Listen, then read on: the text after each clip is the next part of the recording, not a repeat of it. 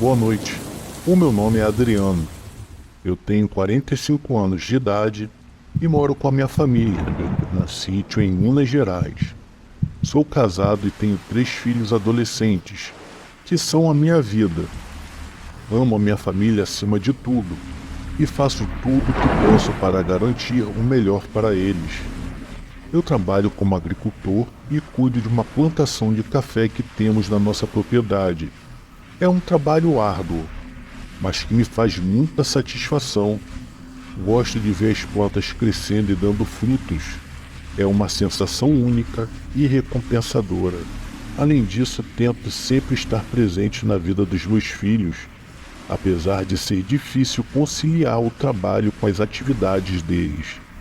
Faço questão de acompanhar o máximo possível, seja em jogos de futebol, reuniões escolares ou simplesmente ouvindo suas histórias do dia.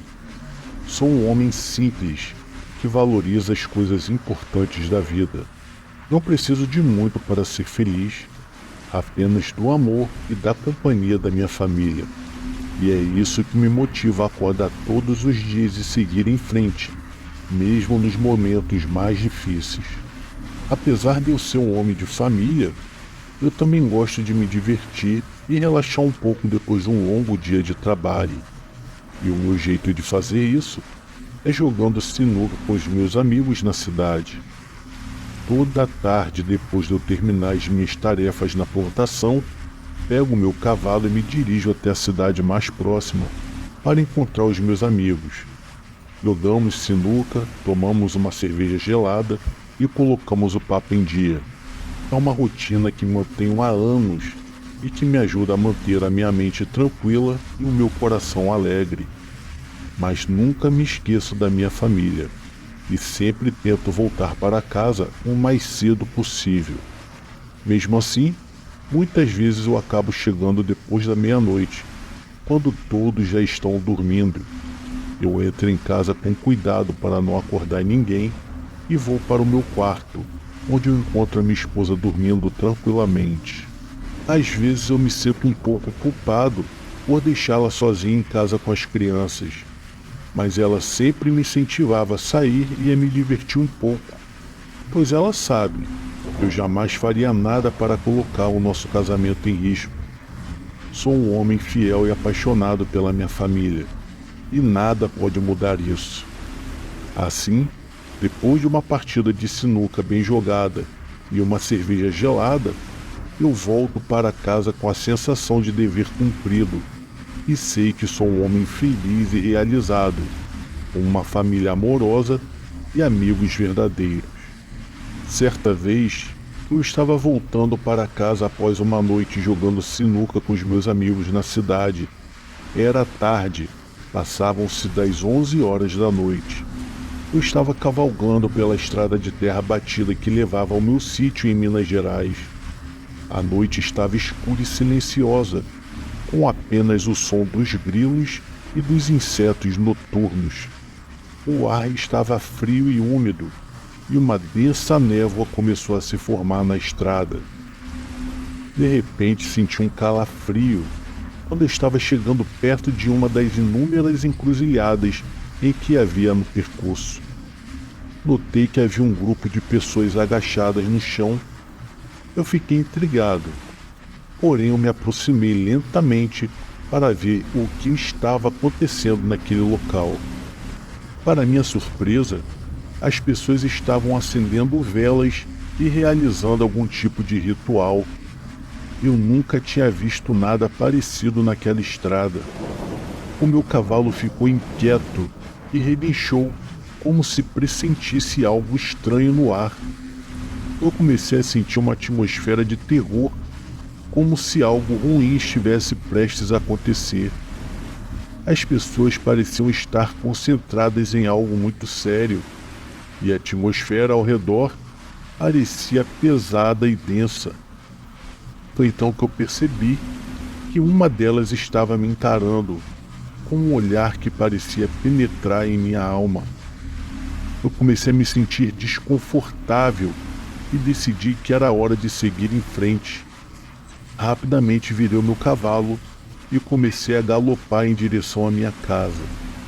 Mas mesmo depois de deixar o local, eu não consegui tirar aquela imagem da minha mente.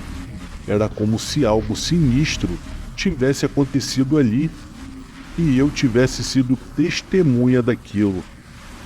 No dia seguinte, eu acordei cedo como de costume, tomei um café reforçado e fui trabalhar na plantação do meu sítio. Durante todo o trajeto, eu não consegui deixar de pensar no estranho ritual em que eu havia presenciado na noite anterior. No entanto, eu decidi não contar nada para minha família. Eu não queria preocupá-los. Além disso, eu ainda estava processando tudo. Eu precisava de um tempo para digerir aquela experiência. Enquanto trabalhava, o meu pensamento ainda voltava para a noite anterior. Eu tentava entender o que havia presenciado. Era algo muito estranho e fora do comum. Eu sabia que aquilo não sairia da minha mente nem tão cedo, pois aquilo não foi simplesmente uma macumba, dessas comuns que as pessoas fazem. Não, aquilo foi diferente. As pessoas eram diferentes, as roupas eram diferentes, e aquela outra que estava me olhando, ela parecia com um humano, mas com certeza aquilo ali não era humano. Mas aos poucos eu fui conseguindo me concentrar no trabalho e deixar os pensamentos negativos para trás. Tinha muito trabalho pela frente. Eu precisava dar o meu melhor para cuidar da minha família e manter o meu sítio em bom estado. No final do dia, voltei para casa muito cansado, porém satisfeito com o meu trabalho.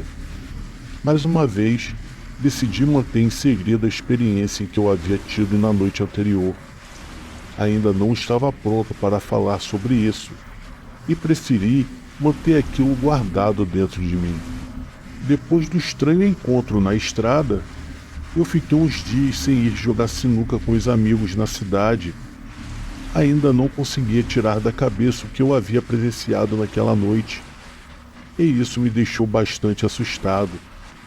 Embora eu não tivesse compartilhado nada com a minha família, eu sabia que eu precisava de um tempo para me recuperar daquela experiência. Estava com medo de que algo pudesse acontecer comigo com a minha família, se eu continuasse frequentando aquele lugar. Então eu decidi me afastar por um tempo da cidade e me concentrar no trabalho no sítio. Passava os dias cuidando das plantações e dos animais, e as noites eram dedicadas a descansar e a relaxar com a minha família. Com o passar dos dias, fui aos poucos me recuperando do susto e sentindo menos medo. Aos poucos eu comecei a cogitar a ideia de voltar a jogar sinuca com os meus amigos, mas dessa vez eu estaria mais atento e alerta e evitaria qualquer encontro estranho ou suspeito.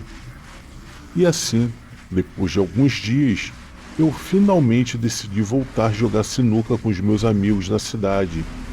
Eu estava um pouco nervoso, mas eu sabia que eu precisava superar o medo e seguir em frente. Afinal, eu não podia deixar que o medo e o terror me controlassem para sempre. Voltei a jogar sinuca com os meus amigos na cidade e, para minha felicidade, nada de estranho aconteceu nos primeiros meses. Aos poucos eu fui me sentindo mais confortável e seguro naquele ambiente. A minha confiança havia voltado a crescer. Eu estava feliz por ter superado o medo e ter voltado a fazer algo que eu gostava. As partidas de sinuca com os meus amigos eram divertidas e descontraídas. Eu aproveitava cada momento ao máximo. Os dias no sítio continuavam corridos, mas sempre encontrava um tempo para ir jogar sinuca com os meus amigos. Isso me fazia bem e me ajudava a relaxar após um longo dia de trabalho. Porém, certa vez, algo terrível aconteceu. Era uma noite chuvosa. Eu estava retornando para minha casa depois de uma partida de sinuca com os meus amigos. Estava escuro e difícil enxergar a estrada, porém eu confiava no meu cavalo para me levar em segurança. No entanto, De repente, meu cavalo parou misteriosamente. Eu comecei a me perguntar o que estava acontecendo. Foi quando a luz da minha lanterna iluminou logo à frente da pista. E eu pude ver uma mulher caída no meio do caminho. Ela estava com os olhos arregalados, parecendo estar em choque. Não conseguia identificar quem era ou o que havia acontecido com ela. Porém, o meu instinto me disse que ela precisava de ajuda. Então eu desci do meu cavalo, mesmo com muito medo, e me aproximei dela com cautela. Foi então que de repente eu comecei a ouvir um choro que vinha de dentro do mato. E o pior, aquele choro vinha em minha direção. Eu fiquei tão assustado que eu tive que deixar a mulher para trás. Eu subi em meu cavalo, que também parecia muito assustado. Eu saí em disparada, tentando escapar daquilo que estava me amedrontando. Foi então que eu senti como se algo estivesse sentado no meu cavalo junto comigo. Eu ouvia nitidamente a respiração ofegante no pé do meu ouvido, e uma risadinha macabra ecoava junto com a respiração. Aquilo acabou me deixando muito mais assustado do que já estava. O meu cavalo, por vez, deu um pinote e acabou me jogando no chão, fazendo com que eu desmaiasse. E quando eu acordei, eu estava completamente sozinho em meio à escuridão da noite. Assim que eu acordei do desmaio, eu percebi que eu estava sozinho naquela estrada escura e sem o meu cavalo. Eu pedi a Deus para me proteger e depois de uma hora de caminhada completamente assustado, eu cheguei em casa e já se passavam das 3 horas da madrugada. Ao chegar em casa, eu fui imediatamente procurar minha esposa e filhos para me acalmar. Eu estava completamente assustado e tremendo e sem entender o que havia acontecido comigo. A minha esposa notou meu estado de pânico e perguntou o que havia acontecido, mas eu não consegui encontrar palavras certas para explicar tudo o que havia passado. Eu passei a noite em claro. A sensação de que algo estava me seguindo ainda era muito presente e não me permitia dormir. Durante os próximos dias, eu não conseguia parar de pensar naquela mulher misteriosa e no choro que eu ouvi vindo do mato. Foi então que eu decidi que eu precisava voltar naquele local. Então eu conversei com alguns amigos e pedi ajuda para ir até o local onde eu havia encontrado a tal mulher para procurarmos alguma pista. Porém, chegando lá, não conseguimos encontrar nada que pudesse explicar o que havia de fato acontecido ali. Eu nunca mais voltei a jogar sinuca na cidade depois daquela noite, e sempre evito passar por aquela estrada quando estou sozinho a cavalo. O medo de reviver aquela experiência terrível é muito grande e eu prefiro evitar qualquer tipo de risco. E ainda hoje, eu fico me perguntando o que realmente aconteceu com aquela mulher naquela noite. E se algum dia eu irei conseguir encontrar uma resposta para o que aconteceu. Já a minha esposa e amigos acham que a tal mulher era apenas alguma entidade que estava ali me esperando para fazer alguma coisa comigo.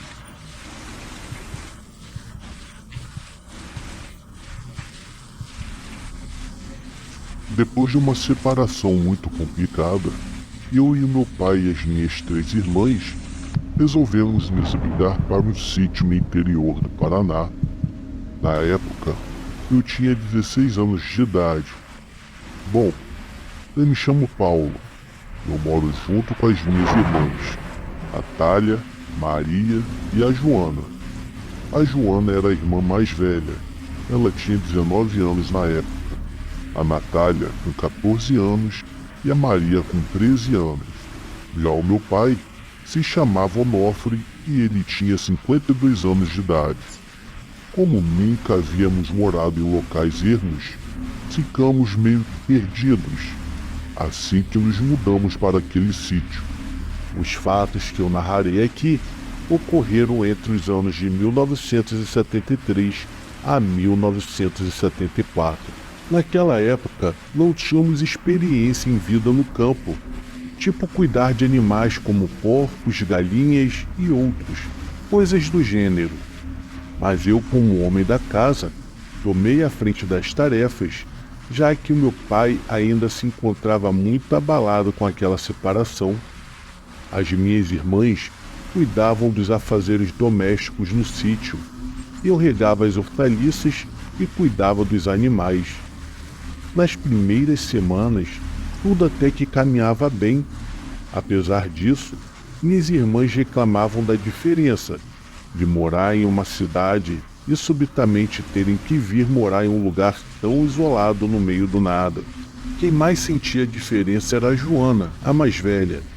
Naquela época, as mulheres eram muito cobradas e virgindade era tudo que qualquer homem exigia para se casar com uma mulher. Por isso, todas as minhas irmãs foram muito bem educadas. A Joana era uma mulher muito bonita, porém muito tímida, e nunca havia se envolvido com ninguém. Bom, assim fomos tocando as nossas vidas. O meu pai trabalhava fazendo pequenos serviços em algumas grandes propriedades vizinhas, e foi numa sexta-feira, no qual eu não me lembro bem, porém já se passavam das 10 horas da noite. Estávamos todos dormindo. Meu pai e eu dormíamos no mesmo quarto, e as minhas irmãs dormiam as 3 no mesmo quarto, porém no quarto ao lado. Foi então que de repente uma delas começou a gritar assustadoramente. Meu pai e eu nos levantamos rapidamente para verificar o que havia acontecido. E quando chegamos no quarto, Maria e a Natália estavam bastante abaladas e com os olhos que pareciam saltar dos seus rostos. Elas nos disseram que haviam visto um vulto de um homem no quarto, e o tal homem tinha os pés de bode. E foi nesse meio tempo que a Maria percebeu que a Joana não estava em sua cama, e em seguida nos disse que foi o tal homem que havia levado a sua irmã. Naquele momento, não soubemos o que fazer. O meu pai também ficou boquiaberto logo nos primeiros momentos, e custamos acreditar naquela história. Foi quando de repente ouvimos um outro grito, só que dessa vez vinha do lado de fora do sítio. Era o grito da Joana. Então saímos correndo e, para nossa surpresa, vimos que a Joana estava toda suja de barro e se encontrava no meio dos animais, num pequeno celeiro que havíamos feito para proteger os animais por ali. Então perguntamos a Joana o que havia acontecido. Ela simplesmente não tinha resposta, pois tudo que ela se lembrava era de que ela havia se deitado naquela noite e depois de algumas horas a mesma havia acordado ali, no meio dos animais. No dia seguinte, o meu pai saiu para trabalhar, só que dessa vez ele ficaria fora por aproximadamente uns 4 dias. E restou para mim ficar ali com as minhas irmãs, mesmo depois daqueles acontecimentos sombrios. E assim que o meu pai se despediu, ele ainda recomendou para que eu ficasse atento e me deu uma velha espingarda, alegando que talvez aquilo pudesse ser útil. Enfim, minhas irmãs e eu nos despedimos do nosso pai, mesmo um tanto receosos e inseguros, pois a figura dele por ali nos dava uma certa segurança. Porém, ele sempre dizia: Deus vai proteger vocês, não se preocupem. Fiquem com Deus, meus filhos. Essas foram as últimas palavras ditas pelo meu pai, que logo em seguida saiu em sua velha rural, que era um nome dado aos carros, era bem comum naquela época. Então, ficamos sozinhos por ali, Joana, Natália, Maria e eu. E foi naquele mesmo dia, antes da noite chegar, que eu havia acabado de regar algumas plantas. Em seguida me dirigi até o celeiro. Então eu não pude acreditar no que eu vi. Lá estava ele entre as cabras e os outros animais. Sim, Era um enorme bode preto. Fiquei muito assustado, pois assim que aquele animal me viu, ele me encarou com aqueles olhos que eram bem negros. Ainda muito assustado, olhei para os lados, sem nada entender. Afinal, de onde veio aquele bicho? Cheguei até a pensar que talvez ele teria fugido de alguma fazenda vizinha, mas um pensamento veio à mente.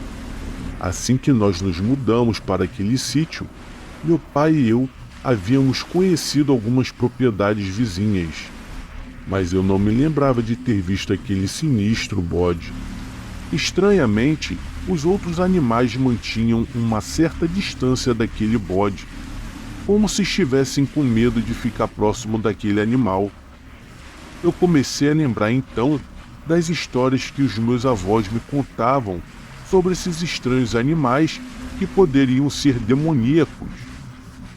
O bode então começou a me olhar fixamente, como se tentasse ler os meus pensamentos. Sinceramente, eu me lembro que eu fiquei em transe por alguns segundos, quando de repente comecei a ouvir gritos desesperadores, e eram as minhas irmãs, pois a noite havia acabado de chegar, até porque já estava bem escuro. Mesmo assim eu saí correndo em direção à casa, para me deparar com aquela cena perturbadora. A Natália e a Maria estavam abraçando a Joana na entrada da porta, pois algo invisível parecia ter tentado arrastar a Joana para fora do sítio. Na hora eu fiquei completamente assombrado com toda aquela cena. Então eu gritei o nome de Jesus, e subitamente aquela sensação de uma presença sinistra saiu da nossa casa, e de repente uma ventania tomou conta do local. As árvores pareceram até ganhar vida. Joana estava apavorada e se agarrava em mim como se eu fosse a última coisa em sua vida. As minhas outras irmãs, a Natália e a Maria, também me agarraram. Eu pude perceber que o medo ali passou a nos dominar. Enfim, então levamos a Joana para dentro do quarto e ficamos muito assustados. Foi então que percebemos que nos tornozelos da Joana haviam marcas de arranhões. O desespero então tomou conta das minhas irmãs. Eu também me vi no meio daquele furacão de acontecimentos tão sombrios e assustadores. E ali mesmo, nos sentamos em uma mesa e fizemos uma prece a Deus. Nós 4 estávamos sentados. Foi então que ouvimos sons de galope de cavalo, que corria freneticamente em volta da nossa casa. Aquele som pareceu ecoar por todo o local. Foi apavorante. Ali parecíamos como pequenos grãos de areia em meio a um furacão, ou seja, nada podíamos fazer. Foi então que veio em minha mente o bode. Deve ser culpa daquela criatura. Eu peguei a espingarda para ir em direção ao celeiro, para dar cabo naquela criatura sinistra. A ventania era tão forte que eu mal conseguia me locomover. Minhas irmãs relutavam para que eu não fosse, mas eu disse a elas que deve ser culpa daquele maldito animal. Assim que eu cheguei, eu percebi que a criatura não se encontrava mais no local e que o celeiro estava completamente destruído, sem dizer que todos os animais estavam mortos misteriosamente. A maioria deles pareciam ter sido cortados ao meio. Foi realmente muito assustador em meio a muito sangue. Imediatamente eu saí dali para ir de encontro às minhas irmãs, já que de alguma forma aquela entidade parecia querer levar a Joana, a minha irmã mais velha. Aquela ventania praticamente arrasou toda a nossa propriedade e, de quebra, matou todos os animais no local. Tudo isso parecia ser alguma forma de vingança macabra, e foi algo bem tenebroso. E foi nesse cenário que eu cheguei junto das minhas 3 irmãs, para então dizer a elas que teríamos que sair dali, senão morreríamos também. Joana era mais apavorada, pois foi ela que sofreu muito mais nas mãos daquela entidade demoníaca. Com minha espingarda sempre preparada, nós 4 nos embrenhamos na pequena trilha para procurar refúgio em algum sítio vizinho. Tínhamos apenas uma lamparina velha que mal clareava a escuridão. Minhas irmãs estavam assustadíssimas e nem sequer uma palavra pronunciava. Eu estava tão assustado quanto elas, porém elas depositavam muita esperança em mim. Misteriosamente, assim que saímos do nosso sítio, a ventania e aquela sensação pesada haviam sumido. A Joana estava muito perturbada e chorava demais. Então, assim que saímos da trilha e chegamos a uma velha estrada que ligava o nosso sítio às outras propriedades, Maria e a Natália procuravam confortar a Joana da melhor maneira. Eu só pensava no meu pai que havia nos deixado tão repentinamente. Estávamos exaustos, quando de repente as minhas irmãs Maria e a Natália, em um breve momento, perceberam um barulho na mata e subitamente a Joana começou a gritar assustadoramente e começou a se debater como louca. Ela saiu correndo para o meio do matagal, assim desaparecendo. Fiquei boquiaberto e saí em busca dela, mas foi tudo em vão. Ela foi para o meio da floresta e sumiu misteriosamente. Naquele momento, eu não sabia o que fazer, já que a Natália e a Maria estavam gritando por mim. A Joana havia se descontrolado e correu para dentro daquela mata, e as minhas outras irmãs estavam completamente apavoradas.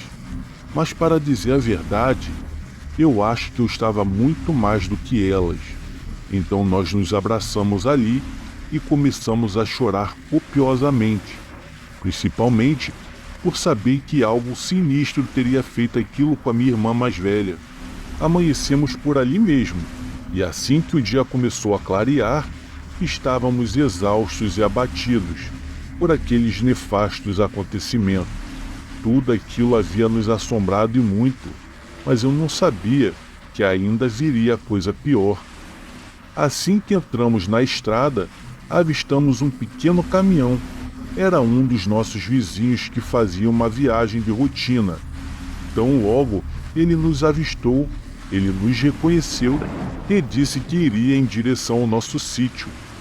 Seu Manuel ainda nos perguntou se a velha rural do meu pai havia quebrado. Na hora, eu não entendi a pergunta, pois eu disse a ele que o meu pai havia saído para um trabalho no dia anterior e havia levado o carro. Foi com surpresa que ele disse ter encontrado a velha rural lá atrás abandonada e sem chave. Por isso então ele havia me perguntado. Naquele momento nada fazia sentido, então eu disse a ele sobre a Joana. Ele não acreditou muito, mas resolveu nos ajudar. Nos dirigimos para sua propriedade e lá deixamos a Maria e a Natália sob os cuidados da esposa do seu Manuel, pois elas estavam bem abaladas. A esposa do seu Manuel então nos perguntou o que havia acontecido.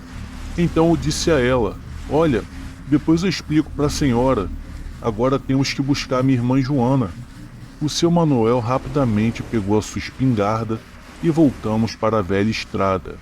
E foi aí que eu avistei a velha rural do meu pai, que estava abandonada sem nenhum vestígio dele. Então saímos em busca do meu pai, e é lógico, com os pensamentos na minha irmã Joana. E assim que descemos do pequeno caminhão, percebemos que havia uma trilha feita por alguém que parecia ter amassado as folhagens. Começamos então a seguir essa trilha, para depois chegarmos em uma pequena clareira. Foi então que eu me deparei com a cena mais horrível da minha vida, do qual eu nunca mais o irei esquecer. Estavam lá pendurados os corpos do meu pai e da minha irmã Joana. Eles haviam sido enforcados. O seu Manuel ficou espantado e eu caí em desespero e lágrimas, sem entender o que havia acontecido. Enfim, isso foi o fim. Voltamos ao sítio do seu Manuel e ele providenciou a busca dos corpos. Minhas irmãs ficaram chocadas com tudo isso, e ficaram semanas chorando sem entender. Passamos então a morar ali com a família do seu Manuel. Depois de velarmos os corpos do meu pai e da minha irmã Joana, e depois de um tempo, um certo dia os policiais chegaram ali e me fizeram algumas perguntas. Eles então me disseram que queriam me mostrar alguma coisa lá no sítio onde nós morávamos. Eu não havia visitado mais o local depois das mortes da Joana e do meu pai. Assim que chegamos, eles me levaram até o quarto das meninas e, para minha surpresa, quando ele apontou o dedo para a parede para me perguntar o que era, lá estava escrito em sangue: "Eu vim buscar o que é meu". Na hora, eu não entendi o porquê daquela frase. Outra coisa que me chamou muita atenção é que na nossa casa as paredes estavam cheias de desenhos sinistros e frases de adoração para alguma entidade. A polícia ficou me questionando por vários anos, não só a mim, ficou questionando as minhas irmãs também. E acreditem, nós não soubemos responder o que foi tudo aquilo e o que levou tudo aquilo a acontecer. Por falta de provas, a polícia acabou encerrando o caso. E a única coisa que eu sei de certeza é que tudo aquilo começou a acontecer depois que aquele bode preto apareceu na nossa casa.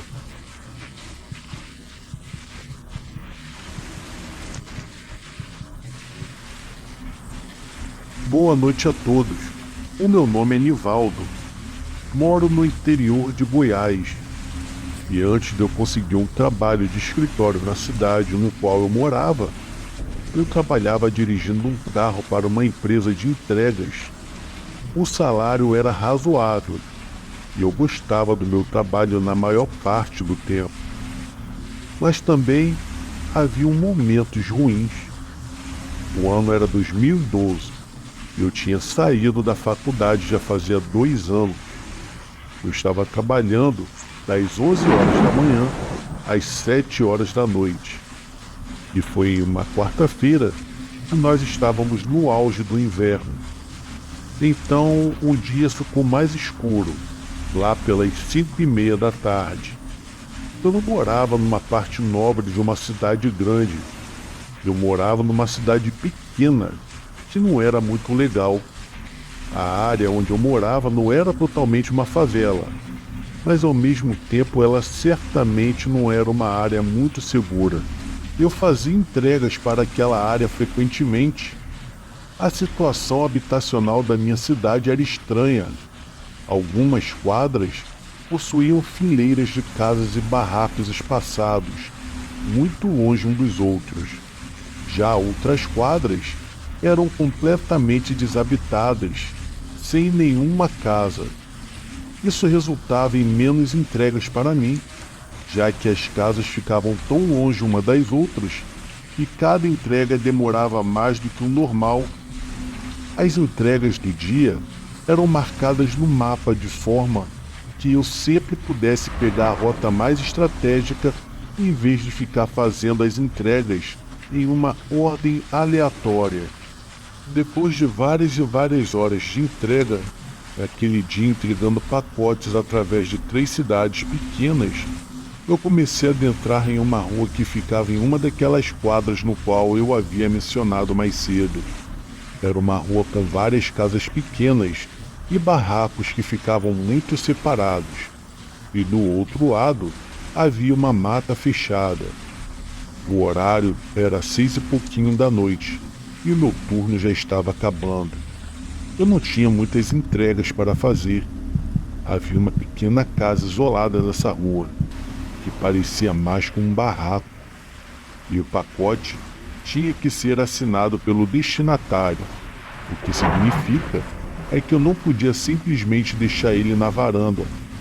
Eu parei na frente da casa, fui até a parte de trás do meu carro e peguei a maior e mais pesada caixa daquele dia. Parecia que haviam peças de metais se trombando dentro da caixa, e várias peças, para dizer a verdade. Eu não podia nem imaginar o que estava dentro da caixa, mas o meu trabalho era só deixar a caixa na frente da porta da casa. E foi exatamente isso que eu fiz. Não havia campainha nessa casa, então eu tive que bater na porta. Porém, eu não via nenhuma luz ligada lá dentro. Eu também não via nenhum carro estacionado. Então eu estava torcendo para que alguém estivesse na casa. Eu bati na porta mais algumas vezes. Foi então que eu vi a cortina de uma das janelas se mexer. Em seguida, eu ouvi passos se aproximando na porta. Então houve uma longa pausa, uma pausa suspeita e desnecessariamente longa, até que a pessoa finalmente abriu a porta. E uma mulher mais velha colocou sua cabeça para fora com uma expressão meio que paranoica. E quando eu disse que ela tinha um pacote para receber, ela finalmente abriu a porta por completo. Ela parecia inquieta quando eu pedi para ela colocar sua assinatura no meu aparelho eletrônico. Ela finalmente assinou e a sua assinatura era bem desleixada. Ela me disse que eu precisaria ajudar a carregar a caixa até o quarto dela. Eu meio que já estava esperando ela pedir ajuda, devido ao porte fraco da mulher. No momento que eu entrei naquela casa, eu senti um cheiro forte de fedor. Toda casa costuma ter um cheiro distinto, seja ele ruim ou bom, pois o cheiro da casa daquela mulher era horrível. Eu não sabia exatamente o que estava causando aquilo. Ela estava me guiando para a parte de trás da casa, que ficava atrás de uma pequena sala de estar. Ela me levou até um corredor estreito, onde eu estava tendo dificuldades para carregar a caixa. Então, ela me levou até uma porta. Ela abriu a porta e me disse para eu colocar a caixa dentro do armário, que ficava no fundo desse quarto. Eu disse para ela acender a luz. Ela disse que a luz estava estragada. O quarto estava quase que completamente escuro, e a única fonte de luz era a luz da sala de estar que atravessava o corredor e se infiltrava no quarto. Eu enxergava muito pouco para tentar manobrar a caixa lá dentro. Eu adentrei o quarto tomando muito cuidado e forçando os meus olhos para tentar enxergar. Eu estava no meio do caminho, no meio do quarto escuro. E quando me aproximei um pouco mais do armário no meio daquela escuridão, eu pude ver uma pessoa de pé dentro do armário. Eu tinha certeza que era uma pessoa por causa do formato da silhueta. Eu vi essa pessoa se mexendo no canto do armário, pois não havia nenhuma explicação lógica para isso. A pessoa estava claramente tentando se esconder de mim, esperando me aproximar dela. Com a adrenalina tomando conta do meu corpo, eu rapidamente deixei a caixa no chão e comecei a andar para fora do quarto. Rapidamente passei pela mulher e disse para ela: "Tenha uma boa noite, senhora." Foi então que ela começou a gritar, ela começou a fazer um escândalo danado, pedindo para que eu voltasse para ajudar ela a botar a caixa dentro do armário. Ela ficou tão nervosa que ela começou a me gritar e me chamar de filho da puta. Eu não sei o que essa mulher e a pessoa dentro do armário estavam planejando fazer. Eu não queria ficar ali para descobrir. Eu corri freneticamente para fora da casa. Eu estava muito desesperado. Eu entrei dentro do meu carro e terminei o meu turno. Naquele dia eu fui para casa. E imediatamente no dia seguinte, eu comecei a minha busca por outro trabalho. Um trabalho melhor e mais seguro.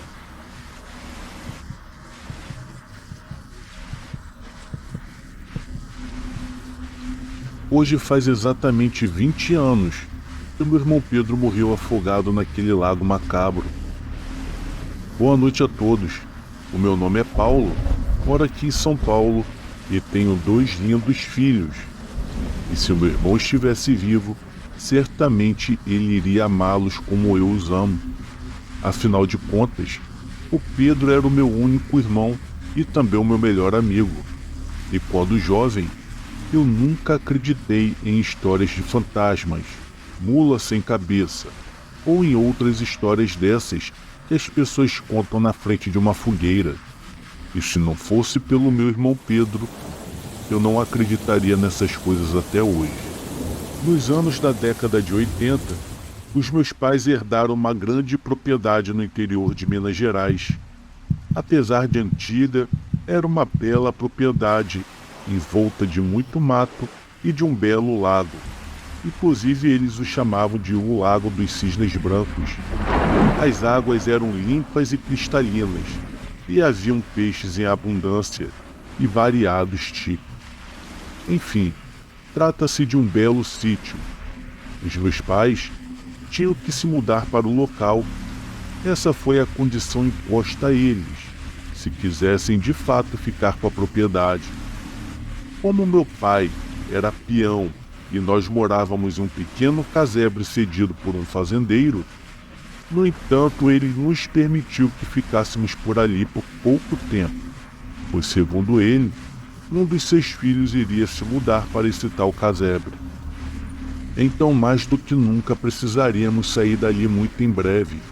Isso não era nada bom, já que para conseguir uma propriedade com o salário de peão que meu pai ganhava, seria praticamente impossível. E foi diante dessas dificuldades que o meu avô, o pai da minha falecida mãe, nos cedeu um tão sonhado pedaço de terra. Apesar de isolado e distante, aquela bela propriedade resolveu os nossos problemas, que não eram poucos. Então, o fazendeiro patrão do meu pai alugou um caminhão para fazer a nossa mudança, que seria definitiva. Como meu pai era um bom empregado, o fazendeiro lhe pagou um bom dinheiro para começarmos uma vida nova na nova propriedade. E os primeiros dias foram maravilhosos. Eu e o meu jovem irmão Pedro brincávamos muito. Depois de fazermos nossas tarefas, cuidávamos de alguns animais até aproximadamente ao meio-dia. Depois disso, uma professora do estado vinha nos dar aula em casa, já que próximo não havia nenhuma escola. E depois dos estudos, Pedro e eu passávamos os finais de tarde, às vezes pescando no Lago dos Cisnes, ou às vezes caçando pequenas aves no meio do mato para assarmos no fogão a lenha que existia no local.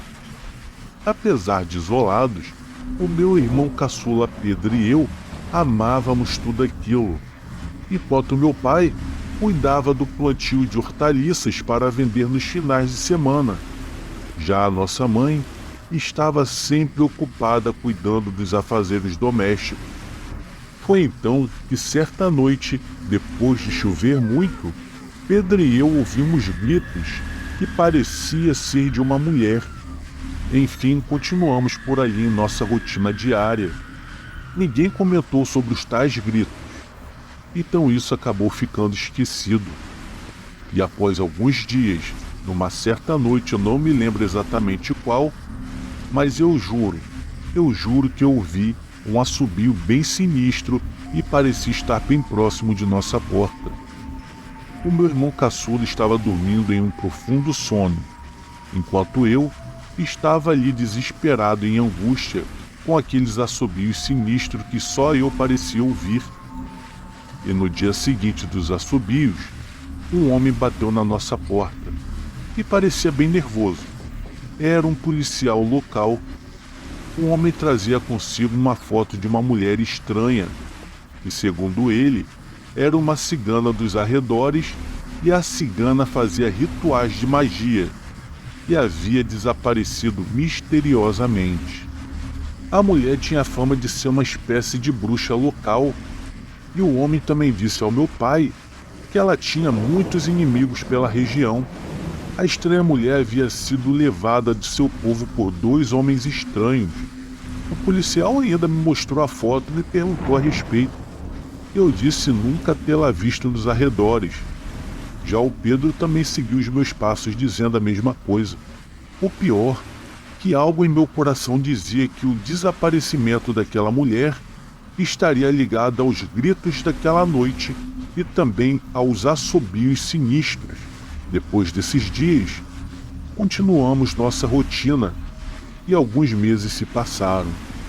Em uma determinada noite, enquanto eu estava adormecendo, já que o Pedro, como sempre, estava em seu profundo sono, e mais uma vez, eu ouvi como se tivesse em frente à nossa casa, sendo que do lado de fora, aquele mesmo maldito assobio. Sim, por várias vezes o meu medo foi tanto que nem gritar eu conseguia. Eu fiquei embaixo dos lençóis. Eu não via a hora daquilo ir embora. O assobio persistia durante toda a noite, enquanto eu permanecia ali suando frio, com muito medo. O meu medo era tanto que o meu coração parecia sair pela boca de tanto bater. O estranho de tudo isso é que eu estava ali apavorado, mas eu não via nenhum sinal do meu pai ou da minha mãe. Aquilo já estava ficando muito macabro. Eu não sabia mais o que fazer. E depois de horas em agonia embaixo dos lençóis sem dormir, tínhamos que levantar cedo para as nossas tarefas diárias. E naquela manhã, os meus pais me perguntaram a respeito da minha cara de cansado, pois eu não havia pregado os meus olhos. Então perguntei a eles sobre o assobio, mas eles disseram que não ouviram nada. O meu irmão Pedro então dormia feito um urso, pois nós dormíamos no mesmo quarto. Depois de alguns dias, novamente, fomos surpreendidos pelo mesmo policial, agora com a foto de um jovem que havia desaparecido naquela mesma região. Uma bela tarde, então, para aliviar o cansaço, Pedro e eu resolvemos pescar. E assim que chegamos no lago, eu senti que algo havia mudado, pois as águas do lago já não eram mais tão cristalinas como antes, e pareciam ter ganhado um tom mais escuro, e havia um terrível fedor que parecia ser de algo podre, e ao inalar aquele fedor horrível, a minha vontade era só de vomitar. O meu irmão Pedro, como ainda era muito jovem, não se ateve a estes detalhes, e assim que a noite foi chegando, rapidamente preocupado chamei o meu irmão. Mas para minha surpresa e meu espanto, eu vi que ele estava parado na beira do lago. Ele estava estático, olhando para o fundo do mesmo. Ele estava em transe. Naquela noite, uma neblina negra começou a se formar no meio do lago. E de repente algo muito sinistro começou a acontecer, pois aquele assobio sinistro havia acabado de voltar. Enquanto isso, Pedro ficou ali estático, sem expressar nenhuma reação, como se nada estivesse acontecendo. Foi então que eu gritei bem alto pelo nome dele. Pedro! Foi aí que ele olhou para mim como se eu estivesse o tirado de um transe bem macabro. Sem muito tempo a perder, eu agarrei seu braço direito e o trouxe mais próximo de mim. Talvez se eu não tivesse feito isso, ele teria entrado no lago sem perceber. E foi exatamente nesse momento que eu fiquei ainda mais assombrado, pois o assobio havia começado a ficar mais alto. E eis que no meio do lago, parecia que havia alguém se debatendo na água. O Pedro olhou também e não entendeu o que estava acontecendo. De repente, uma coisa começou a emergir no meio do lago. Eu não sei o que era, mas com certeza não era desse mundo. A figura era algo negro. Parecia ser uma mulher que estava envolta por um pano cheio de lama, e um fedor podre havia surgido naquele exato momento. E aquele assobio macabro estava bem próximo agora de onde nós estávamos. O meu irmão apavorado gritou para irmos embora, e foi o que fizemos. Saímos de lá desesperados de mato adentro. Enfim, cansados e ofegantes, chegamos ao sítio. Os meus pais perceberam o nosso desespero e o olhar de medo e pavor em nossos rostos. Expliquei tudo a eles, assim que tranquei todas as portas para impedir qualquer coisa de entrar. O meu pai, como um cético que sempre foi, não acreditou muito na minha história. Naquela noite, eu peguei um facão velho para levá-lo ao meu quarto para nossa proteção. O meu pai ainda me disse que o meu problema era a falta de sono. O Pedro estava bem assustado, mas eu procurei tranquilizá-lo e, enfim, ele conseguiu dormir. Eu coloquei o velho facão do lado da minha cama, já que a minha cama era do lado da porta e da cama do Pedro, que ficava ao lado de uma grande janela. Como meu pai disse, apesar do medo e de tudo, o meu mal era sono. Mesmo aterrorizado, eu consegui dormir naquela mesma noite. Foi então que eu acordei com um maldito assobio nos meus ouvidos. Resolvi então chamar pelo meu irmão Pedro. Mesmo eu ali, com muito medo e com a minha cabeça ainda debaixo dos lençóis e suando muito frio, o Pedro não me respondeu. Então resolvi olhar para a sua cama, e para minha surpresa, a sua cama estava vazia e a janela estava aberta, pois as cortinas ainda balançavam com a brisa da madrugada. Infelizmente aquele assobio macabro voltou. Eu fiquei ali assombrado e sem saber o que fazer. Foi aí que, em um desespero enorme, eu comecei a gritar pelos meus pais, e eles vieram até a mim. O meu pai logo percebeu a falta do Pedro e me perguntou, mas eu disse a ele que eu não sabia do paradeiro do meu irmão. Ele ainda pensou que eu estivesse brincando. Então os assobios vieram, e o meu pai enfim os escutou. Quando olhamos na janela que ficava ao lado da cama do Pedro, conseguimos ver o que estava lá. O meu pai ainda pronunciou o nome de Deus. No entanto, eu fiquei boquiaberto. Ali próximo da grande cerca de madeira, um vulto negro alto estava flutuando como se fosse uma mortalha, que ainda vive entre nós. Era a coisa negra do lago. O meu pai então, enfim, acreditou em minha história. O vulto então pairou no meio do mato para em seguida pegar uma trilha a qual eu já conhecia. Então nós caímos em si, pois parecíamos estarmos tão hipnotizados com aquela coisa que acabamos esquecendo do Pedro por alguns instantes. Eu disse ao meu pai que provavelmente aquela mortalha iria para o lago. A minha mãe se pôs a rezar e a rezar, depois de todos aqueles sombrios acontecimentos. Já se passavam das 2 horas da manhã, quando meu pai decidiu pegar a sua velha espingarda e eu o meu facão para sairmos em busca do Pedro, mesmo com muito medo, pois a noite naquela mata parecia ter ficado ainda mais sombria e tenebrosa. O meu pai pouco falava, parecia ter ficado bem abalado com o ocorrido, pois tudo o que tínhamos de iluminação era um velho lampião. Quando chegamos próximo ao lago, aquele assobio macabro soava em nossos ouvidos. E assim que chegamos no lago, ainda deu tempo de ver aquela sombra negra e nefasta. E no meio do lago, ela estava flutuando assustadoramente. Afinal, o que seria aquilo? Perguntava o meu pai. E assim, aos poucos, aquela maldita entidade foi entrando para dentro do lago, até desaparecer por completo. Mesmo assim, gritamos pelo Pedro. E nada acontecia. O desespero havia nos abatido por completo, e o meu pai tentou entrar no lago desesperadamente, porém eu consegui impedi-lo, já que com a presença daquela coisa maligna nas profundezas, talvez ele jamais conseguiria voltar, pois aquilo certamente seria algo muito maligno. Quando o dia amanheceu, o local já estava repleto de policiais, pois a minha mãe alertou os mesmos logo que amanheceu, já que não havíamos voltado para a nossa casa. A falta do Pedro acabou com a nossa família. Alguns médios chegaram a vir para auxiliar nas buscas.